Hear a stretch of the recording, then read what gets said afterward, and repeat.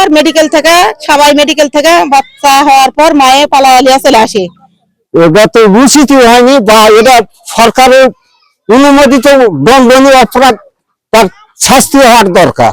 এই 3 দিনের বাচ্চা এইভাবে ফেলে রাখা, ফেলে থুয়ে যাওয়া, এটা তো দণ্ডনীয় অপরাধী। মেয়ের পেটের ব্যথা উঠছে, তখন আমাকে ফোন দিল, আমি চলে আসলাম হাসপাতালে।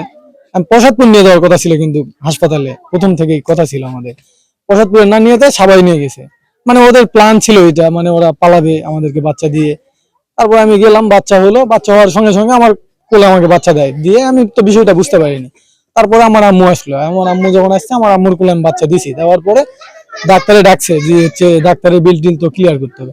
আমি ওখানে টাকা পয়সা দেওয়ার পরে আমি প্রেসক্রিপশন লিখে দিল, ওই প্রেসক্রিপশন নিয়ে আমি হাসপাতালে মানে ওষুধ নিতে গেছি। ওষুধ নিয়ে আবার আমার ওয়াইফের ওষুধ নিছি, বাচ্চার নিছি। নেওয়ার পরে বাচ্চার শ্বাসকষ্টের সমস্যা, ইঞ্জেকশন দিতে হবে, ওগুলো নিয়ে আসে।